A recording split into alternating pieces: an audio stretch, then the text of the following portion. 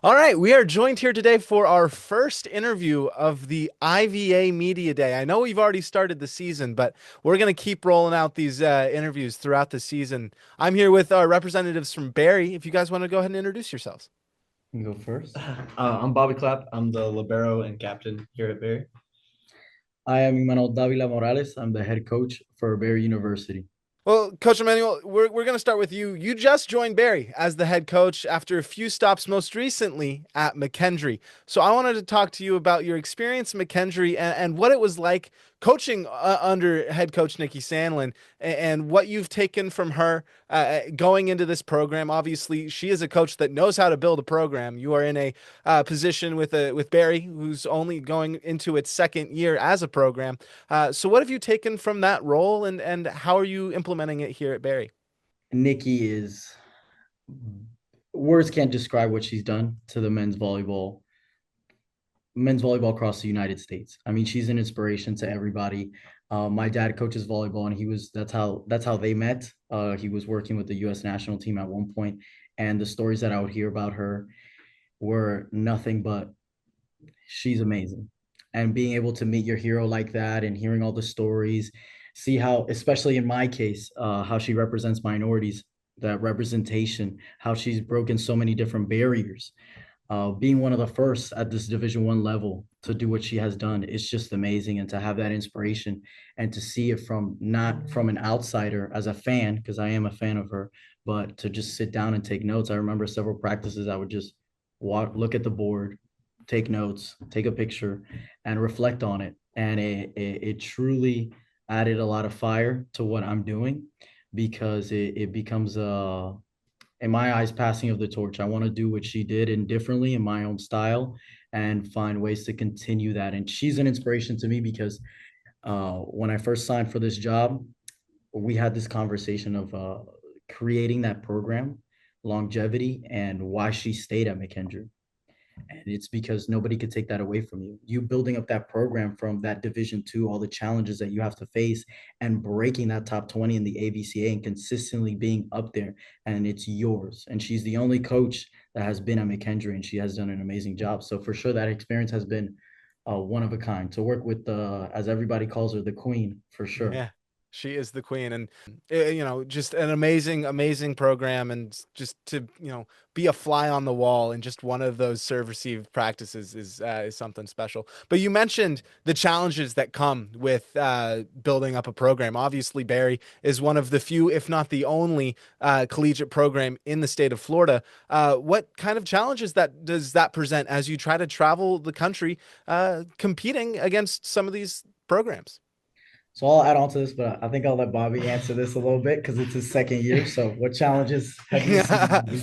Um, I think it's really cool. We have great support here at Barry. When I first committed, I didn't think we were going to be traveling much. I thought it was going to be a lot of the smaller, more local NAIA programs here, just because I didn't think we were going to have the budget, quite frankly.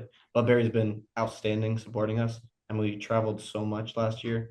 Um, and coach likes to say we're in a little bit of a Hawaii situation where we're far from everyone. Like we have some distance.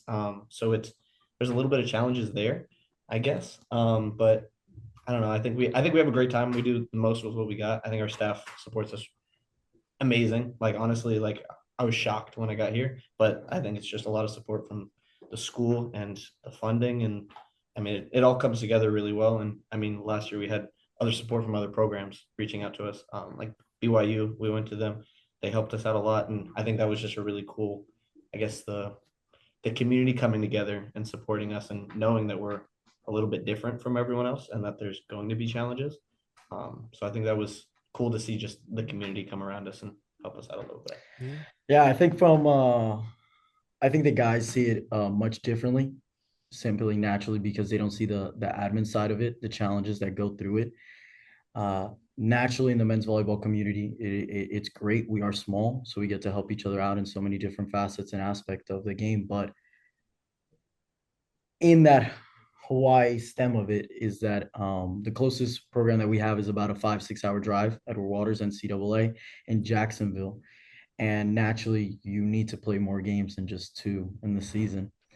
So convincing programs to come down to Miami, because we're also not cheap. Miami is one of the most expensive cities in the United States. So how can I convince programs to come down here? And for them, it becomes a little vacation period. We've had some grace with us saying in that March spring break, programs want to come down from us. Main issue is also just kind of waiting for them to get their conference schedule for them to say, hey, this week we could play.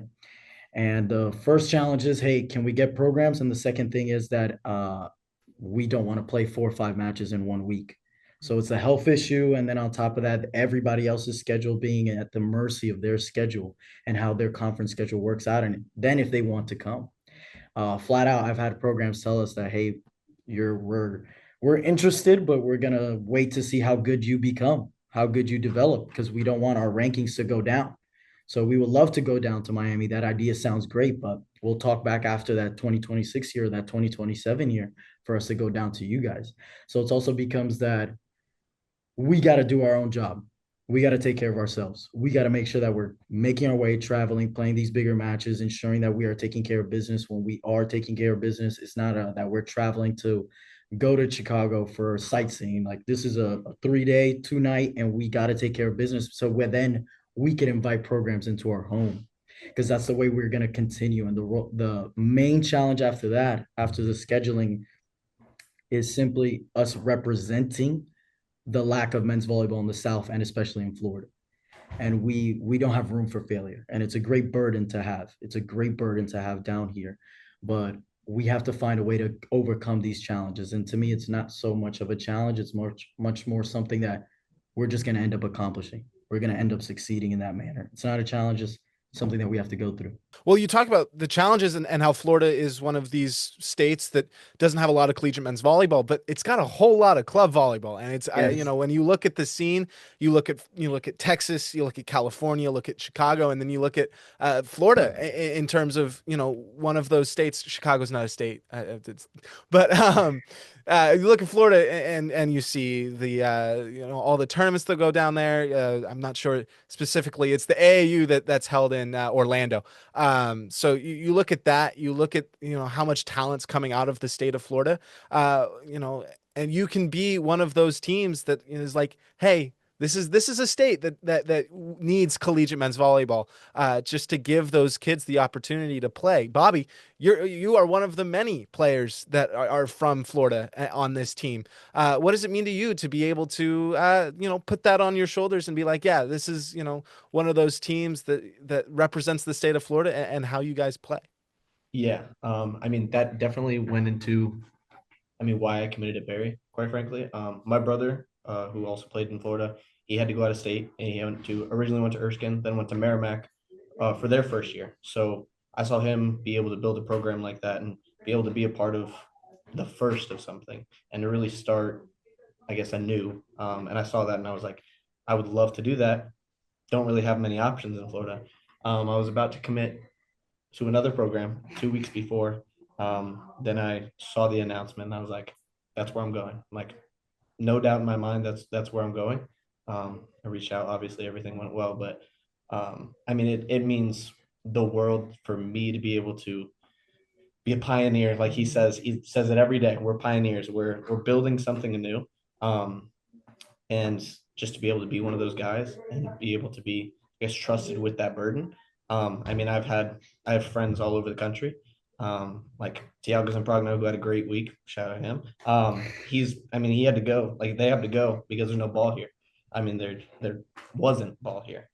Just to be able to be that and go to the tournaments and be with the locals and like be like I guess a local celebrity because there's like 20 of us NCAA South Florida players that so we're known like we're known around the community, which is the coolest thing in the world. Like I don't know, it's just a crazy feeling, and just to be a pioneer in that is irreplaceable. Like my 4 years here will be, I can't even. I'll see the building blocks that I helped lay for years to come. And obviously, when we win our first natty, I'll be getting my ring, so I'm excited about that. Love that mindset. Well, Coach Manuel, bounce off that question. Why isn't there more Florida representation? Why isn't there more collegiate programs in Florida? You've only been there for so long, but are you in the ears of some of these programs that are like, hey, come on? Yes, yes. Before I got this job, I spoken to Wade from First Point. I've spoken to many college coaches from the women's side.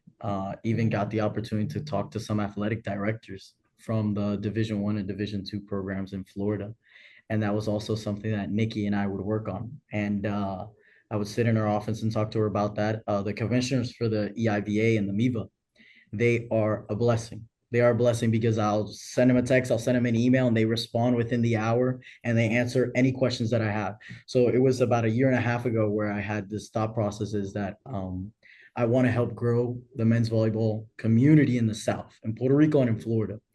I want to have that representation. I want to grow. So I need to talk to the right people. I spoke to Rob Holly from Gold Medal Square. Then I spoke to the commissioners at the MIVA and the EIVA and started talking to the head coach, Coach Friend from Lewis. Naturally, when I went to McKendree, bothered so much. I bothered Nikki about all these things because the long-term goal is that we got to grow the game in one way or another. And I wanted to be that representation. For them, it's a big thing that I talk about that we go and we've done a bunch of free clinics for the community, having these Barry guys show up to different club events, whether it be a tournament or practice. I've shown up to different club events and have done free clinics. We have done a Toys for Tots, a shoe drive. We're going to do another clothing drive, ensuring that we are of the community, growing the game in as many aspects as we can. So I've been in the ear, but sadly, we could talk about Title IX. We could talk about men's volleyball being a revenue sport. But bottom line is that there's not an interest right now. There's not an interest right now. And that's why I tell the guys that we are pioneers in what we do. We are pioneers in what we do because we have to make them interested.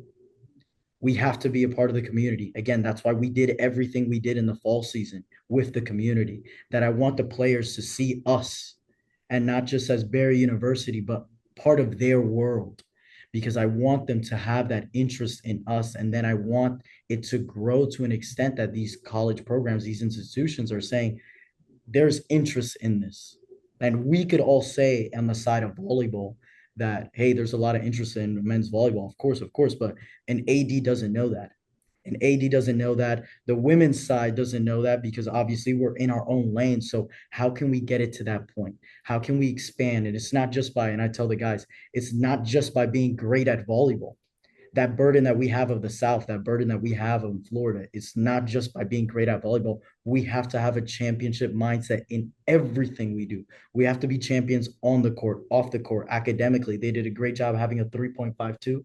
Yes, in the fall semester, it being community of service to everybody. Again, the free clinics, Toys for Tots, the shoe drive, everything that we're doing. And they have done a phenomenal job buying into that culture and handling that burden like a crown and saying, this is our crown to bear. We are the only program in Miami. We are the second NCAA program in Florida, only about a baker's dozen in that South area. So we got to do our job and represent as best as we can. And I will continue bothering everybody and saying, hey, you got to add men's volleyball. You got to add men's volleyball. You got to join or add us to a conference. We got to do this. We got to do that.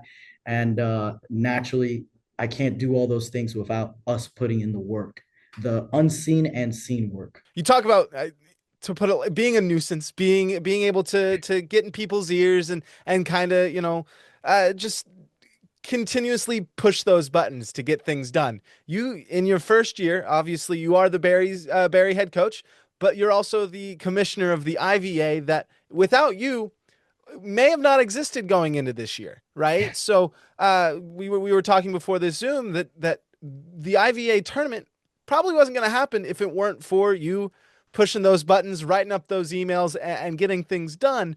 You look at a team like LMU that has won that title for the past couple of years and is now looked upon. They're a top 20 team, consistently getting talent out there. But you look, now that Barry, you've got your hands on Barry to be that next LMU, so to speak. What about just being able to push those buttons, get the IVA to have that tournament, and now Barry be in a position to win that tournament? to provide insight for everybody in that before the Zoom started is that when I first got this job, and it's a great honor, what are we going to do for the postseason? And it became the question of for the player experience. We thrive off of player experience. You and I wouldn't have this job if the players don't love what they do. Uh, all coaches are at the mercy of the players, truly, because they provide us with our passion of teaching, of being professors. And for you to say that your players are not going to compete for a championship towards the end is irritating. It is. And when I got this job, it became started to talk to the coaches, spoke to specifically one coach, and he's done an amazing job with that program second year. Um, what are we going to do for the postseason? What's occurring with the IVA? Where's the IVA? And immediately getting the response of there is no IVA at the moment. We're waiting for this to happen or this may happen and different options, but right now there's nothing. So it became of being creative and trying to find out, okay, how can we piece all these programs together once again? And it became how can I get again creative in that aspect. Immediately, I spoke to Juan Albarran. He's the head coach for University of Puerto Rico, Rio Piedras. He is my mentor figure, and I was his assistant coach this past summer for the Puerto Rican national team. And he has given me so many different opportunities in my life, and especially to be so young and have that opportunity to be working with them. And I called him and I said, hey, you're NCAA, you're independent. I need you to do me a huge favor. You're going to Miami April 16th through 18th. And he said, awesome, anything for you, and automatically got independent program. Then I made my way, found out that the Merrimack coach, brand new, switched over from Division 3 to Division 1. I said, hey, this is going to be great. We're already making history with the first NCAA program from Puerto Rico competing in a championship in the United States. And now let's bring back a Division 1 program to the IVA. So calling Coach Hayden, he loved the idea. He says, yes, we would love to compete in a postseason championship. This is going to be great for us. And it's going to be great for the kids because the kids want that. And again, going back to that player experience. And they both said yes. Automatically, when I got those two, then I started reaching back out to the I would say the founding fathers, almost the programs of the IVA, and saying, hey, we got this together. These are the dates. Are we in? And immediately everybody started saying yes. So slowly becoming from trying to piece everything together, being a nuisance and bothering everybody to make things happen, to giving that honor where they trust me in having this. They trust me in having this and organizing all these pieces together. So it is necessary for the IVA to occur. And I'll switch it over to Bobby because he participated in it last year. But uh, the IVA has always been a phenomenal thing. Many programs have gone through the IVA to go find a conference home.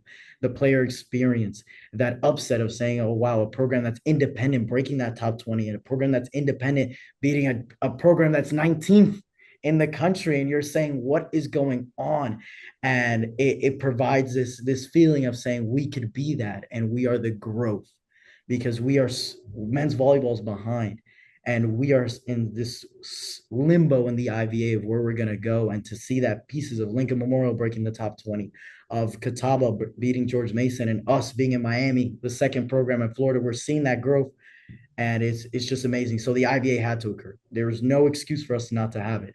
So I would ask you how important the IVA is. I mean, just as a player in the IVA, I mean, it's when you go into a season not knowing if you're going to play for anything, it's a little disheartening. And obviously, there's levels to that. But I mean, also just coming together with other programs that I guess you're seen as you don't have a conference, so you're outside of everyone. But when you bring us together, you look a little closer. We're upsetting these big teams, and we have ranked teams in our conference, and it makes all of us as a group look more legitimate. And we're because perspective from the outside is very important. Men's volleyball is doesn't have the best perspective outside. We're just kind of we're a tag along with women's volleyball. If we want to be our own thing, we have to support each other. And I guess pushing people out or I guess not seeing them as equal because they don't have a conference takes away from the growth of the game.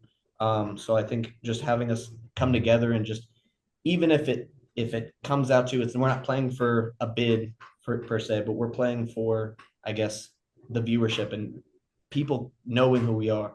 and I guess being able to, I guess, come together and build off of each other's successes, and being able to support each other in, I guess, those steps of becoming great. Like Catawba did an amazing job this week. They're in our conference, so that's their win is our win, and our win is their win. LMU being ranked, like another win for them, and a win for us. Like when we come together, and I think that's the point of conferences is I guess we kind of lose that a little bit in the pride of the sport is we're doing this.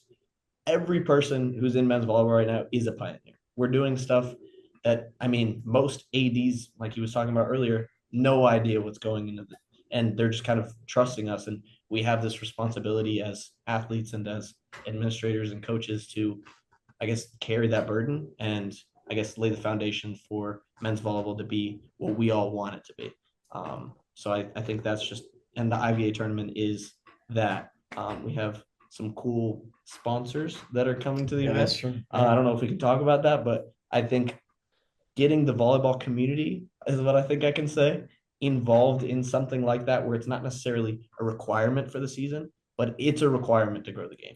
Something like that is a requirement to bring together the community, especially in South Florida. We get a ranked team like LMU to come down here and show the kids of Miami, show the people of Miami what volleyball looks like, what men's volleyball looks like. When we're in South Beach playing beach, we're walking around with our Barry gear, and they're like, "Oh my gosh, we got to come to some games." And I mean, people don't know what it is really, but they want to see it. They want to see what it is, and they're very curious, especially here in Miami.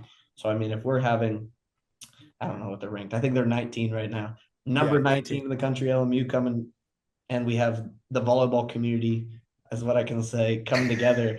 I think it's just super cool just to be able to have that. And like a kid coming from Florida, I wish that was in Florida when I was growing up because I mean I had my the people I looked up to while playing club, I couldn't go watch because they were at George Mason or they were at UCLA or they were at Long Beach or they were at USC, whatever. I didn't get to see that. I remember my first match was watching Loyola versus Hawaii in Chicago for a tournament, and I was just like, if I could go on a Wednesday and go see this level of volleyball, It's like different. It's inspirational. it's It's crazy. different. Yeah. Like watching Gage Worsley play as a junior, I believe that was just I want to play in college. That was my moment of I want to play in college, and just being able to have the opportunity to give that to another kid. If another kid sees me play, that would be amazing. And even if it's not me, I don't care who it is. It's giving that kid an opportunity to be like, that's what I want. Because if we have 20 kids like that off of seeing one person, that's just it grows, it multiplies, and then the sport becomes what we want it to become. So we get to form that. And I think giving up on something as simple as a tournament is just I think that's mind boggling that someone would you could let that go and not do something about it. So I think very grateful for the opportunity we have. I'm glad he took charge, sent out those emails. I mean, he sends out a lot of emails. I don't envy that, but He writes a great email because when I was responding to him, I didn't have an image of what you looked like. I was like, oh, this guy's like 40. He's doing his and then I look at the I look at the roster and I was like, oh, this 25-year-old just doing his thing and being, a young upstart, just taking every opportunity that he can and I love that and it's very Appreciate it. inspirational. And to kind of go off that, Bobby, you yourself, sophomore, played last year and are now a captain for this team. You see your coach sitting next to you, young upstart. How does that make you feel? And what about his leadership has helped you buy into his ability as a coach and leading this program? that's an outstanding question. What I I'm mean, known for. from day one, I mean, we got in the I'll say last year we weren't as disciplined as individuals. I mean, there was some growth that happened over the summer, but he comes in first day, has his little spiel, and he goes like literally 4 minutes. He does not only talk for 4 minutes, as you can probably tell. So this was he was holding back. I know it. And he goes, he reads a list. All these people are ineligible at the moment. We're not starting practice until every single one of you is eligible. Get it done. The next day, I went on a 4-hour car drive to go get medical papers from someone's car that they left in Miami, like South Miami.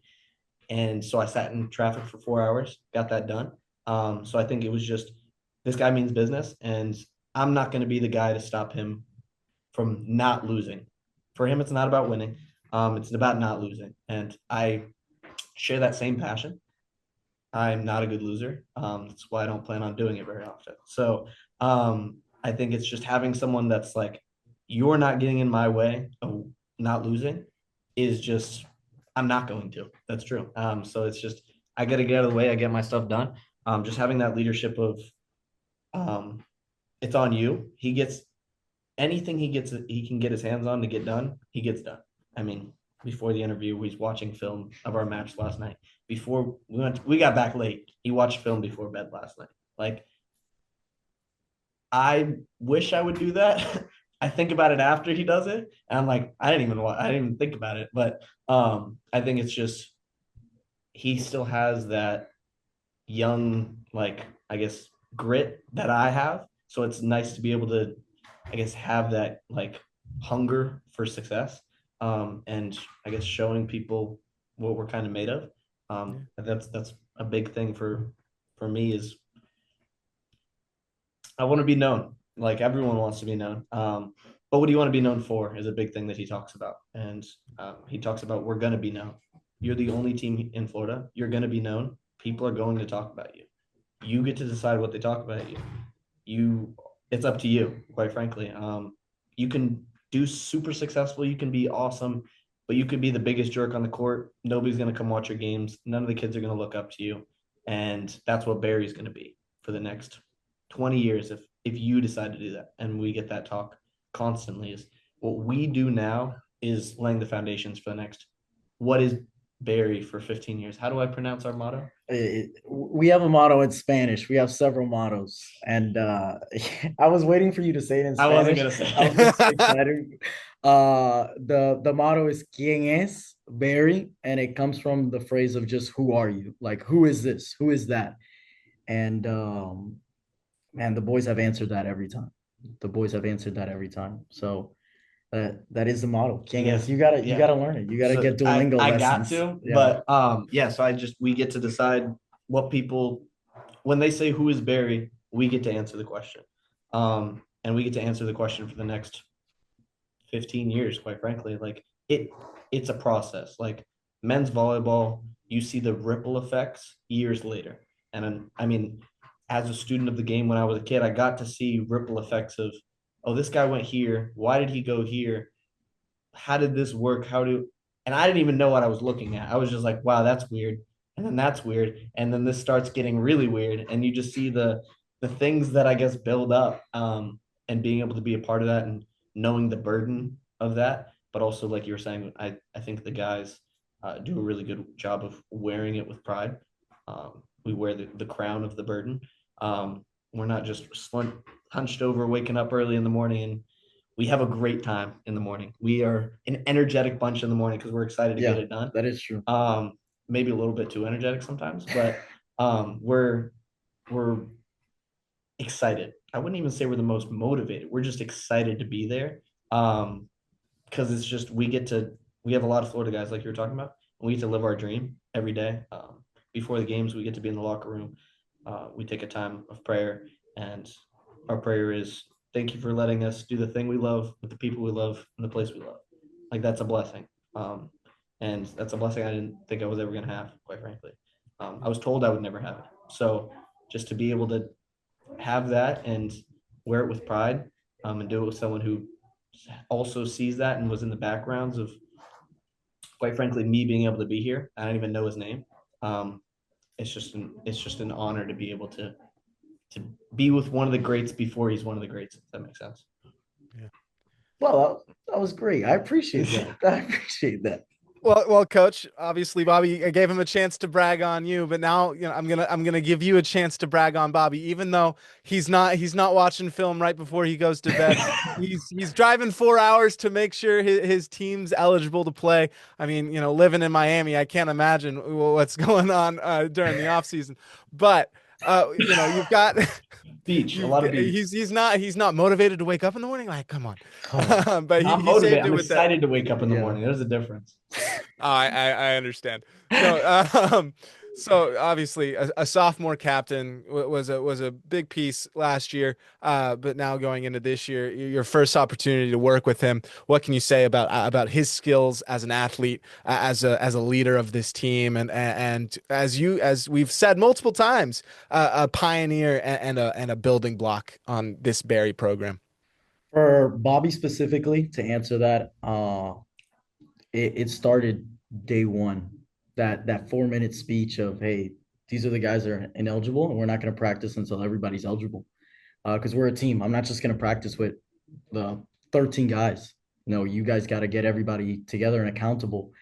And after that 4 minutes, we break, we're done. Everybody leaves the classroom, and Bobby stayed behind. And immediately he shook my hand and looked me in the eye, and he says, uh, my name is Bobby.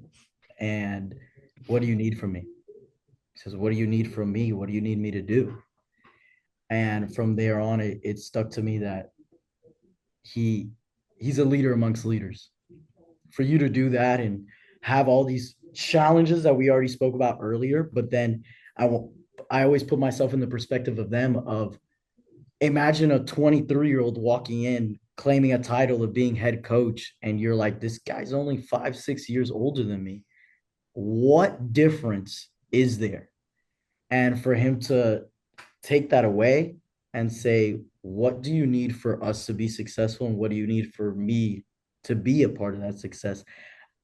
That speaks volumes, not to just how great of a volleyball player he is. Mind you, he thinks he's the best middle outside ever, even though he's a libero, but it speaks volumes to how great of a human being he is.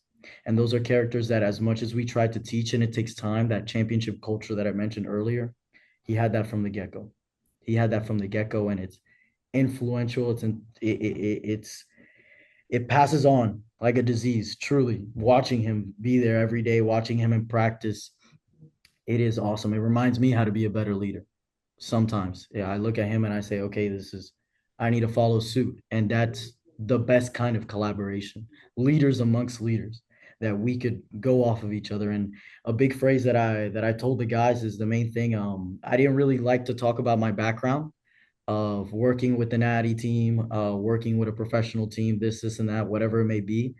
I wanted I wanted to earn their respect every day. And even if I did the best job I could, uh, it didn't matter the next day.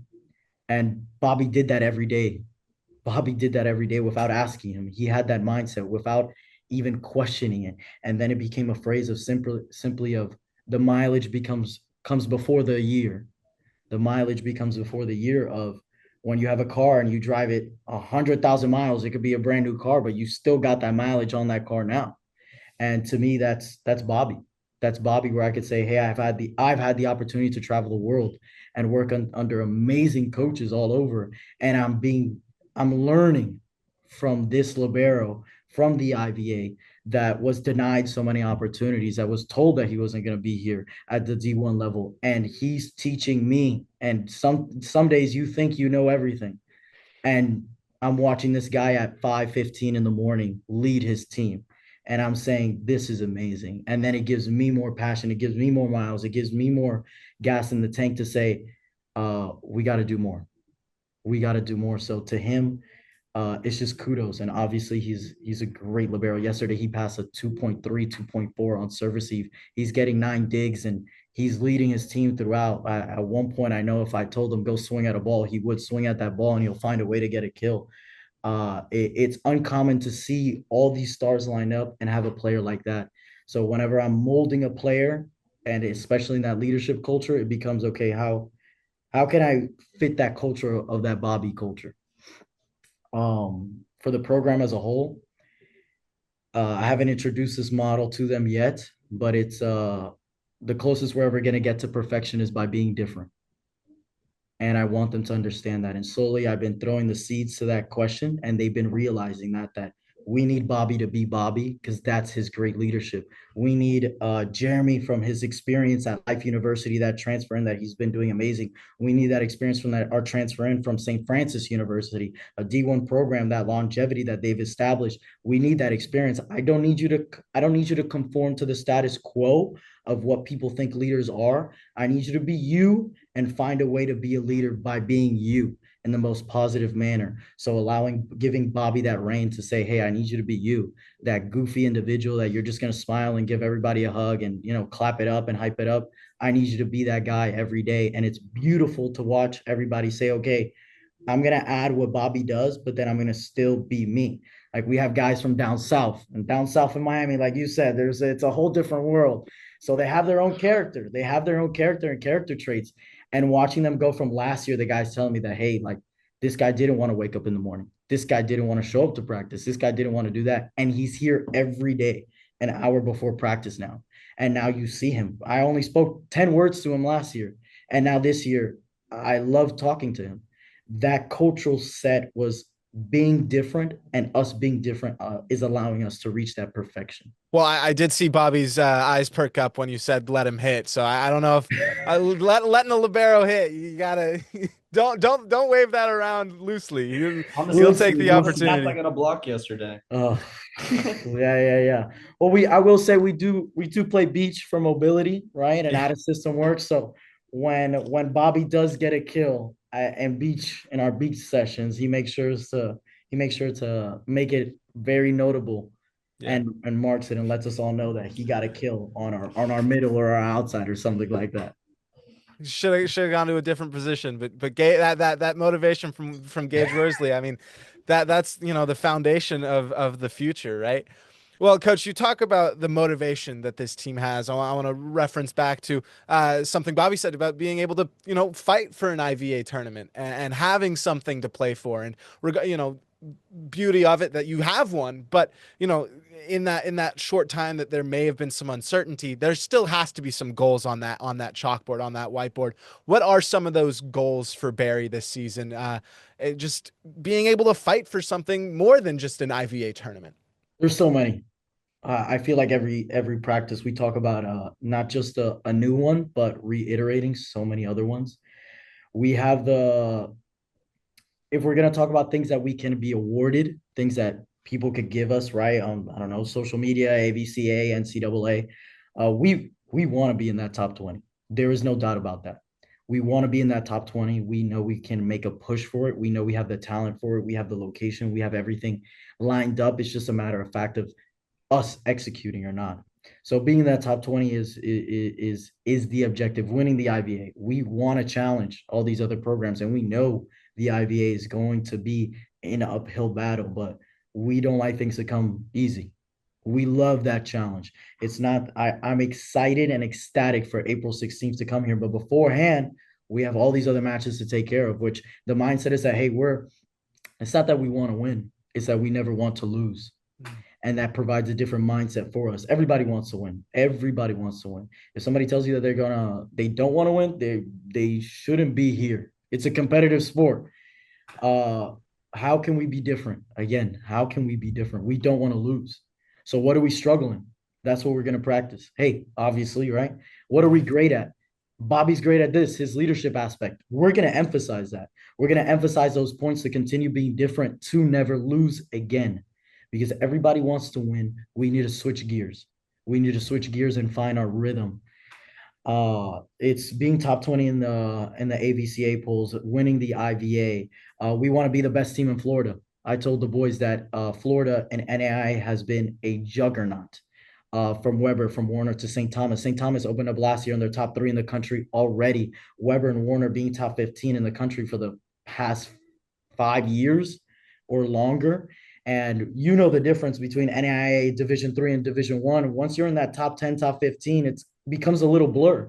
We had the Masters last year beat Stanford. It's a big upset. And when we had Georgetown, when they won the national title for NAIA, they were beating a lot of Division 1 programs across the board.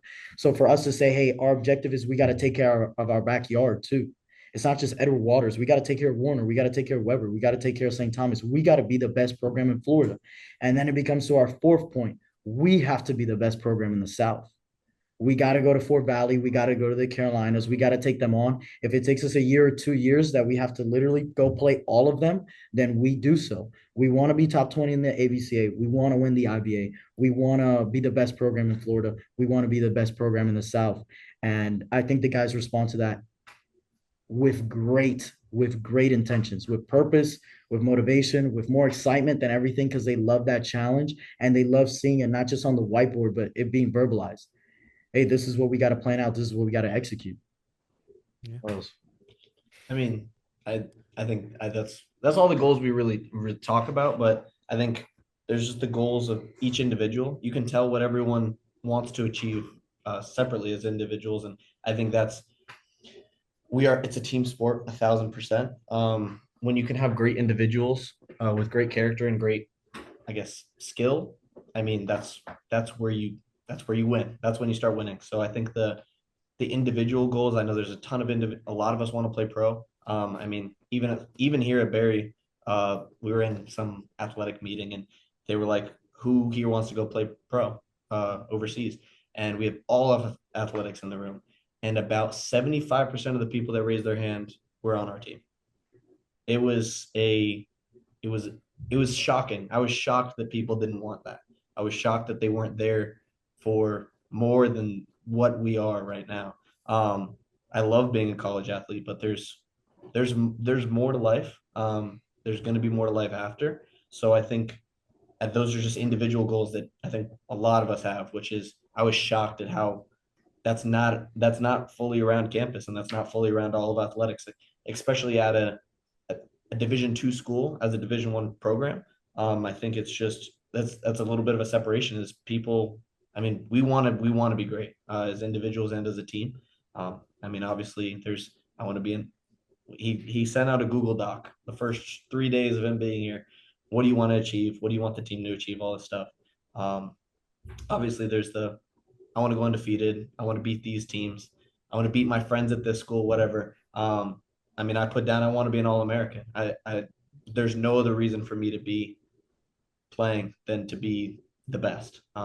We had this conversation yesterday in the vans on the way to the game is I'm not going to be a grown man that's just a fan of other grown men. I'm going to be a grown man who's going to be other grown men. I'm not going to a game to be a fan or I guess get pushed aside or even pity. I don't want the pity. I want to if you're going to beat me, you better beat me because if not, I'm going to beat you. So I think that's a little bit of the chip on our shoulder that some of us have, especially in Florida, that breeds you. We're a breeding ground for that. Is club volleyball. We all got a little chip on our shoulder, and we're playing with a lot of pride. So Yeah. we put our pride on the line, and I think that's something that has to come into consideration with what you want to achieve. What do you want to achieve for yourself? What do you want to achieve for the team? And when you think of this guy is getting in the way of me getting an All American, you grab that guy and you drag him with you. You're gonna win. But obviously doing that in a way of actually building them up and not leaving them as dead weight. This guy, if you want to win every game, there's 5 people on the court that also need to win every game. So how are you going to make all 5 of those people win the game with you? Especially as a libero, I mean that's 95% of my job is helping the team win. Another 5% is diving on the floor and getting injured. But the 95% of okay, I can't serve receive every ball. They're ideally, if I'm great, they're not going to serve me. So how do I put them in a position and put them in a mindset to where they can pass the ball? They're doing better because I'm there. I mean, if I'm in right back, there's 2 people in left back and middle back. There's a guy on the bench. If the guy in left back passes the ball, I just did the same thing as the guy on the bench. How am I going to impact in between the lines? How am I going to go on to the next thing? There's always something to go with. For in volleyball, you always have something next to do. I was doing a camp when I was younger with John Hawks, and he said, if you find time to stand in volleyball, you can find time to go run, grab water, have lunch, talk with your mom, and then you'll do the same thing as everyone else on that bench. But if you're in those lines, you have something to go do. If you just pass the ball, you're going to cover. If you have you're there, you're communicating this. There's a million things you could be doing. If you have time to stand up, you have time to go get lunch. And that's just something that stuck with me is Go get lunch. Don't go get lunch. Yeah. That gets there, but it's just I can't be in the lines and not helping the team win, especially as the libero. I mean, I have impact. I can do what I can, but I can't kill the ball, and I'm going to help someone kill the ball. I can't set the ball. I'm going to go help someone set the ball. If there's a ball on the wall, I'm running into that wall so the next person can hit it over. So I think that's just a, as a single person wanting to achieve something, you have to think of these five people. I can't achieve winning without them. And I think that's just a mindset that I've grown into, that he's helped me see.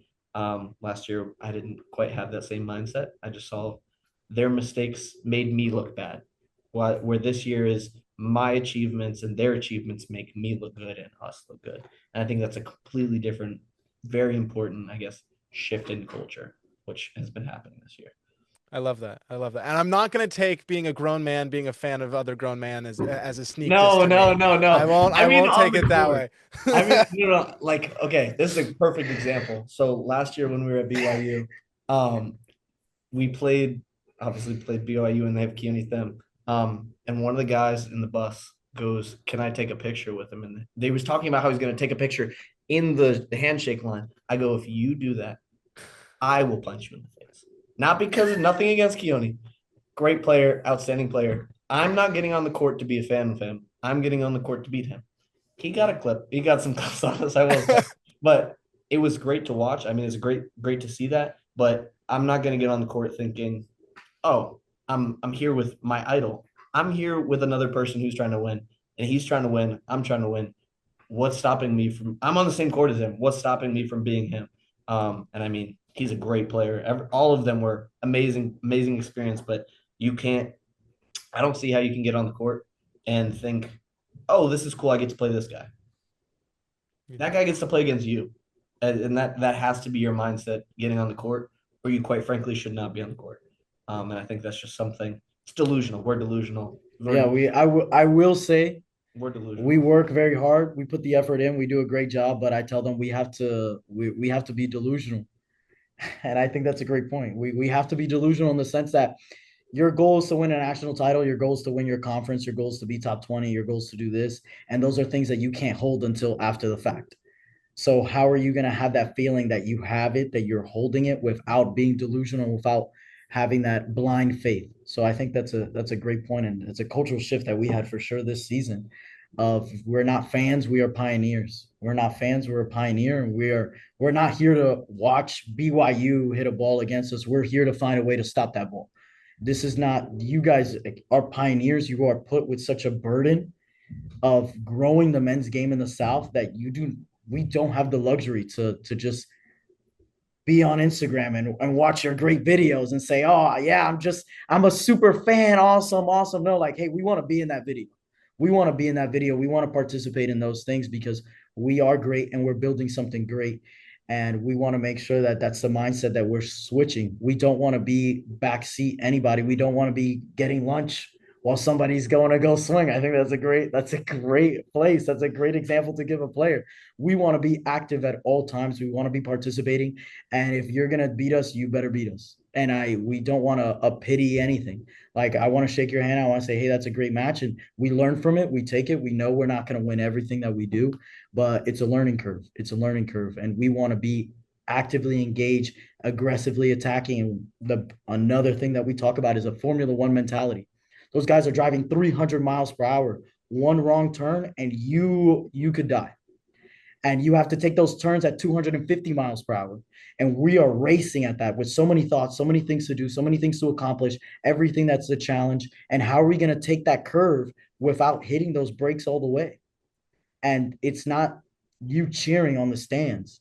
It's you building that car, you getting it together, you collaborating with everybody, you getting in that car. And once that car's hitting 300 miles per hour, you can't slow down. You keep going. You keep going all the way. And I think they've adapted that mindset. And I do have to say that I'm fully blamed. I will take all the blame for taking that joy away from that BYU match, saying you guys can't be fans of that. And not taking away, obviously, not taking away from anything of those programs, but no, we want to beat them. We want to beat them. We want to be the Catawba beating the George Mason. We want to be the Lincoln Memorial doing that. And not just be that, we want to be the Lewis of that all-time longevity of Division II. And not even that, how can we be different and better? How can we learn from those programs and not become fans? Well, it's not fans. We're changing the word to critics. What did they do so greatly that we could apply to ourselves? And how are we going to be different to reach that perfection? And getting them to have that mindset and them buying in so quickly, I think was the biggest cultural shock for them. Yeah. Well, I can guarantee you that after this interview, you will definitely be on the page and with the Yes. connection, right? With the connection that I'm making with the IVA. Last year was my first year. I was just getting a baseline, but now I've got my wings. I've got my fingers in everybody's programs. I'm going to be able to cover this sport so much better. And Awesome. to end us off, um, oh shoot, I lost my question. Oh yeah, so part of you referenced delusion and winning a national championship, all that stuff. But a part of the thing that isn't delusion is at one point joining a conference. Where do you think Barry belongs in the current state of NCAA? I think I could answer this in so many ways, but it all filters down to men's volleyball is such a unique position because if you know the NCAA rulings, they no longer allow singular sport independent conferences. It, it just doesn't happen anymore. Men's volleyball has two conferences that are singular independent sports conferences, which is the MIVA and the EIVA. This was this is a push, and I'm not just saying it for Barry. I'm saying it for all the independent programs that come. I mean, it's frightening that Thomas More yesterday got canceled. Their program got shut down, and it's heartbreaking because if you read the article and the reasoning, you're saying because their conference is taking away from academics and they are pretty great academically. So I don't understand what is it. And if they're in a conference that's in Chicago and they're in Kentucky, what does that mean for everybody else? There's more conversations of programs being shut down than programs opening up. It's amazing that we open up Pacific once again, but we closed down three programs of GCU, Morehouse, and now Thomas More. And then we always have the speculation and rumors. It was about a year ago, last year, if I'm not wrong, that Kentucky State couldn't even finish their season. And it causes concerns for every program, not even the programs that are in a conference, just every program of saying, if this is our modern times, that at random somebody could say, you're done, then how can we support each other? How can I find it? And I have the mindset also when I head into that office in the morning that it could be my last day. That's how men's volleyball is.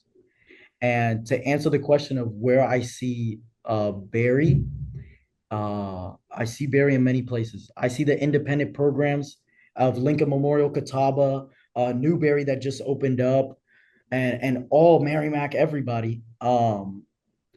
Finding ways to join one of the singular sport independent conferences because we are in a luxurious position of NCAA men's volleyball that we could pick them up. The coaches vote for that. The coaches and commissioners vote for that. And you could easily say, okay, we'll pick them up and we're going to change the formatting. We could, right now it's a Hawaii formatting, it's a base model, but you could say, hey, we switch over into a women's where we could have two regions in our conference where this northern area plays against each other twice and the guys that are closer together in the south play against each other twice. Top two go play against each other in the conference tournament. Whoever wins gets that automatic bid. You could do that for both. And that's much easier than us trying to become an affiliate member. It's much easier. Now, then you have the question about budget. You have the question about diluting the conference, how strong the conference is going to be. But then it poses the following question of, is it that we want men's volleyball to grow or do we want our conference to get better? And which one do we prioritize more? And that's the sad truth of it. It's a sad truth of if we don't do good and we do a bad job, Barry Men's University, then why would the MIVA and the EIVA accept us, even if we had the budget and everything? So then again, it goes back to the beginning of the conversation of we have to do our job, we have to be great. So we don't allow other people to dictate our path. And that's why you have to be annoying. That's why you have to send out the emails. That's why you have to get people together. So to answer that as an IVA commissioner, I would say please, for those coaches and commissioners to consider the IVA programs. They need to find a home now more than ever because of what happened to Thomas More yesterday. Hey, we don't want to be an affiliate member, so we're dropping out. That is ridiculous. And the fact that we have two programs that have been so successful in the first week just this season, it's really concerning of the longevity of men's volleyball, the longevity of our job, especially when we're independent. And then to answer that question, as Barry University, uh, personally, there's the SIAC. We already have Edward Waters in Jacksonville trying to figure out how that we can incorporate that. And with Morehouse leaving, can we replace Morehouse? Can we provide that consistency? I would love to have that. I feel like those are the three options that we could have just because of a location. And then again, just because of the singular sports independent conferences. Those are the three routes that me personally I'm looking at, but getting the support not only internally but externally are the challenges that we're facing. And I know as much as I would like to say I'm a pioneer on that challenge, I know I'm not. This is something that the whole community goes through. And especially the IVA feels it completely different. Limestone, Coker, we have Alberson, if I'm not wrong, that they were in the IVA, that they were independent, and they all closed down. And so we're talking about in the past 10 years, over a dozen programs that are dropping out. And good amount of them were in the IVA at one point, Thomas More also being one of them. So it's a concern. It's a concern for sure. And the only solution for that is I have to keep bothering people. We have to do our job. We have to execute as a men's volleyball program. And on top of that, I have to be very grateful and honored to have this position every single day. And at the end of the day, I have to smile because it's a blessing to be here. It's a blessing to be Yeah. here, and it's a blessing to be with these guys every single day. It's a blessing to talk to the IVA coaches and help them organize everything and help them. Eventually, my end goal is that I don't have this IVA commissioner title. I want to get fired. I want to quit because everybody found a home. So we don't have to have an IVA anymore. My goal is that I work and we do a great job as a community, not just in the IVA, but outside that we no longer need to have a title of IVA. I want this to go so well that I'm fired from my job.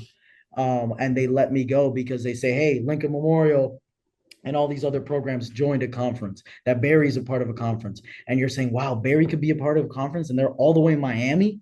So how can we incorporate that? How can we open up men's volleyball and have that same schematic that's worked so well for them? So in the end of the day, we're working in the IVA to no longer be the IVA. Yeah. I I feel like we've just gotten to a point in the interview. I've got so many more questions, but I have an interview with Harvard at 4. But I guys, I really appreciate this conversation. I love what you guys are doing, the energy that you're putting into it. I feel like we're all Gen Z here. We're all Gen Z. I feel like we are the Gen Z grit where we have to fight for everything we have, and because anything that's given to us isn't it's not ours. So we've got to fight for everything we've got for that respect in this world now. But with that, guys, I really appreciate you guys taking the time and fingers crossed that not only will I be able to cover you guys better, but if I make it out to a game, because going down to Miami, who would say no to that? Hey, So you let us know. Well, you I let us know. We'll make I sure got the you guys give you a good 305 welcome for sure. for sure. All right, I appreciate it, guys. Take it easy. Thank you. Thank you.